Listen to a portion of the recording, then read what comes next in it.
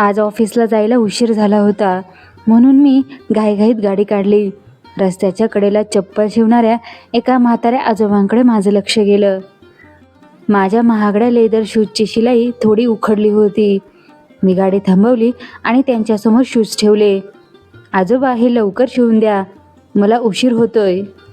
आजोबांनी शांतपणे चष्मा नीट केला, शूज हातात घेतले आणि अतिशय बारकाईने ते काम करू लागले. 5 मिनिटात त्यांनी शूज अगदी नव्यासारखे करून दिले.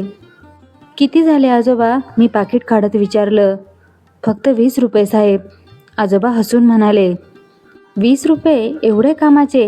हे घ्या 10 रुपये. साधी शिलाई तर मारली तुम्ही, मी घासाघीस करीत म्हणालो. आजोबा क्षणभर थांबले, माझ्याकडे बघितलं आणि शांतपणे 10 रुपये घेतले. मी डामडौलात गाडीत बसलो आणि ऑफिसला निघालो. दुपारी लंच ब्रेकमध्ये मी एका मोठ्या कॅफेमध्ये गेलो. तिथे एक कॉफी ऑर्डर केली. कॉफीची चव काही खास नव्हती, पण त्याचं बिल आलं 250 रुपये. मी गुपचूप बिल भरलं आणि वरून वेटरला 50 रुपये टिपसुद्धा दिली. तिथून बाहेर पडताना अचानक मला सकाळी भेटलेल्या त्या आजोबांची आठवण आली. ज्या माणसानं भर उन्हात बसून माझं काम प्रामाणिकपणे केलं, त्याच्याशी मी 10 रुपयांसाठी हुज्जत घातली. आणि जिथे माझी गरज नव्हती तिथे मी हसत हसत जास्तीचे पैसे देऊन आलो. मला स्वतःचीच लाज वाटू लागली. आपण मोठ्या मॉल्समध्ये, हॉटेलमध्ये कधीच घासाघीस करत नाही, जिथे आधीच किमती वाढवून लावलेल्या असतात. पण रस्त्यावर कष्ट करणाऱ्या गरिबाकडून मात्र 1-1 रुपया कमी करून घेतो. मी संध्याकाळी परत येताना मुद्दाम त्याच रस्त्याने गेलो.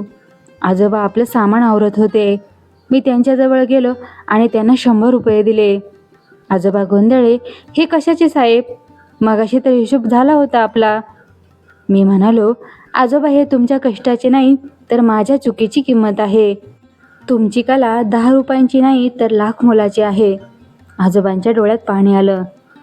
ते फक्त एवढेच म्हणाले, साहेब, गरीब फक्त पैशाने असतो, कष्टाने नाही. आजचा विचार. मित्रांनो, जेव्हा कधी एखाद्या छोट्या विक्रेत्याकडून किंवा कष्टकऱ्याकडून काही माल खरेदी कराल, तेव्हा 2-5 रुपयांसाठी घासाघीस करू नका.